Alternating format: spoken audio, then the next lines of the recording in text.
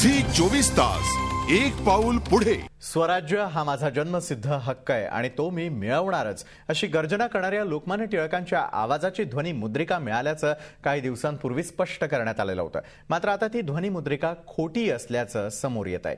पुण्याच्या गणेशोत्सवामध्ये 92 वर्षांपूर्वी घुमलेला टिळकांचा आवाज सापडल्याचा दावा त्यांचे पणतू डॉक्टर दीपक टिळक यांनी केलेला होता। मात्र हा दावा शास्त्रीय कसोट्यांवरती न टिकणारा आणि पूर्ण असत्य असल्याचं आता समोर आलंय। केसरीवाड्यामध्ये 24 ऑगस्टला ऐकवण्यात आलेला हा आवाज तिसऱ्याच कुणाचा तरी असल्याचं संशोधन सोसायटी ऑफ इंडियन रेकॉर्ड कलेक्टर्सनं मांडलंय। सोसायटीचे अध्यक्ष मकरंद केळकर आणि ॲडव्होकेट राजन ठाकूर देसाई यांनी ही माहिती दिली आहे। टिळकांचा आवाज ऐतिहासिक दस्तऐवज असून या बाबतीत देशाची दिशाभूल होणं योग्य नाही असं त्यांनी सांगितलंय। माझा जन्म उशिरा झाला हे माझं पाप, नाहीतर मला भास्कर बुवा ऐकायला मिळाले असते।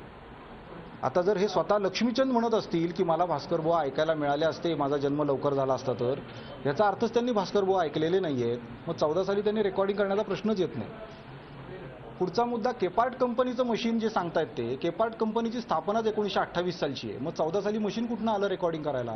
त्यावेळेला जे आम्हाला सापडलं, जे भावलं, ते आम्ही लोकांना सादर केलं। आता पाठीमागून, कारण कॉपीराईट वगैरे असं काही नाही त्याच्यामुळे टिळकांच्या वारसाने किंवा बखल्यांच्या वारसाने त्याच्यातून काहीतरी खूप मोठं काही संपत्ती मिळवायची वगैरे असा प्रश्न नाही।